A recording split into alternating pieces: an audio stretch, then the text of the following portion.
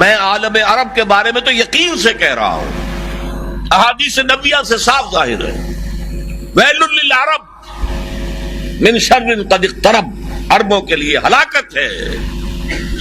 حدیث میں آتا ہے کہ ایک شخص کے 100 بیٹے ہوں گے تو 99 مر جائیں گے، ایک بچے گا۔ سب سے بڑے مجرم وہ ہے، ان کی مادری زبان میں اللہ کا کلام، اور انہوں نے اللہ کے کلام کے پیچھے اپنے آپ کو نہیں لگایا، اسے اپنا امام نہیں بنایا۔ کہتے ہیں وَاجْعَلْهُ لَنَا إِمَامًا وَنُورًا وَهُدًى، اسے ہمارا امام بنا دے۔ تم بناؤ گے تو بنے گا نا امام، بنانے کو تیاری تھی، دعائیں مانگ رہے ہیں بڑی لمبی لمبی، ایک ایک گھنٹے کی دعا جو ہے حرمین کے اندر مانگی جا رہی ہے تراویح کے بعد اور ختم قرآن کے بعد۔ یہ دعائیں تمہارے منہ پر دے ماری جاتی، ہو کون تم؟ لستم علی شیء حتی تقیموا التوراۃ والانجیل وما انزل الیکم من ربکم، اے نبی کہہ دیجیے اہل کتاب سے تمہاری کوئی حیثیت ہماری نگاہ میں نہیں ہے جب تک کہ تورات اور انجیل کو قائم نہیں کرتے۔ یہی بات اپنے بارے میں سمجھیے، یا اہل القرآن لستم علی شیء حتی تقیموا القرآن، جب تک قرآن کے نظام کو قائم نہیں کرتے تمہارا منہ نہیں ہے کہ ہم سے دعا کرو، دفع ہو جاؤ۔ تم پڑھو قنوت نازلہ، کوئی اثر نہیں ہوگا۔ ڈھاکہ فال ہو گیا، روتے رہے، چیخ چیخ کر پکارتے رہے، حرمین میں پکارتے رہے، سنا اللہ نے۔ ابھی مرا ہے وہ جگجیت سنگھ اروڑا، جس کے سامنے یوت الجزیۃ عن ید وہم صاغرون، آپ کے جرنیل ٹائیگر نے اپنا جو ہے ریوالور پیش کیا تھا۔ جگجیت سنگھ اروڑا یہی کا تھا، گجرانوالے کا۔ بہرحال ابھی ایک امید ہے، جب تک بھی اللہ تعالیٰ مہلت دیتے، لیکن اس کا راستہ کیا ہے؟ پہلے تو میں امید افزا باتیں آپ کو بتا دوں۔ احادیث صحیحہ میں اس کی خبر دی گئی ہے کہ قیامت سے قبل پوری دنیا میں اسلام کا نظام قائم ہوگا، اور یہ اتنی پختہ حدیثیں ہیں کہ جو شخص ان کو پڑھ کر بھی شک کرے اس بات میں سمجھتا ہوں اس کا ایمان حضور پر نہیں ہے صلی اللہ علیہ وسلم۔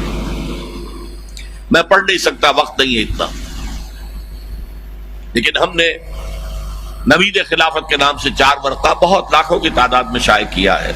غلطی ہوئی ہے، آج بھی مجھے لے آنا چاہیے تھا 200-400 آپ کو تقسیم کرنے کے لیے۔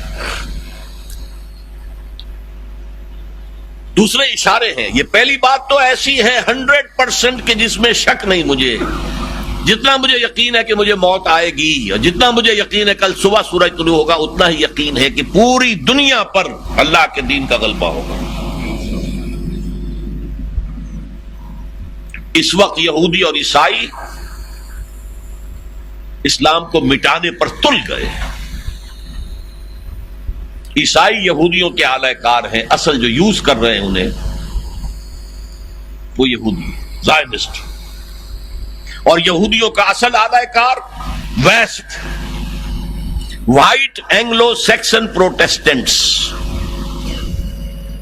برطانیہ کے لوگ اور USA کے پروٹیسٹنٹس، جنہیں کہا جاتا ہے کرسچین زائنسٹ۔ یہ زائنسٹ ہیں، یہودی ہیں اگرچہ عیسائی ہیں، یہ تلے ہوئے ہیں اسلام کو ختم کرنے میں۔ اقبال نے کہا ہے دنیا کو ہے پھر مار کا روح و بدن پیش، تہذیب نے پھر اپنے درندوں کو ابھارا، اللہ کو پامر دیے مومن پہ بھروسہ، ابلیس کو یورپ کی مشینوں کا سہارا۔ وہ مقابلہ آنے والا ہے، اور اس میں آخری غلبہ اسلام کو ہوگا۔ اس کے لیے پہلے کسی عرب سے مشرقی علاقے کے اندر نظام خلافت قائم ہوگا۔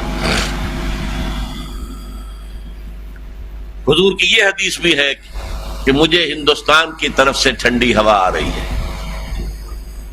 اقبال نے کہا میرے عرب کو آئی ٹھنڈی ہوا جہاں سے، میرا وطن وہی ہے، میرا وطن وہی ہے۔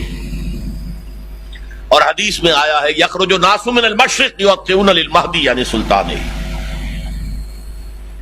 کسی مشرقی ملک میں اسلام کا نظام قائم ہوگا اور وہاں سے فوجیں آئیں گی جو عرب میں حضرت مہدی کی حکومت قائم کریں گے۔ حضرت مہدی کا ظہور تو وہی ہوگا عرب میں۔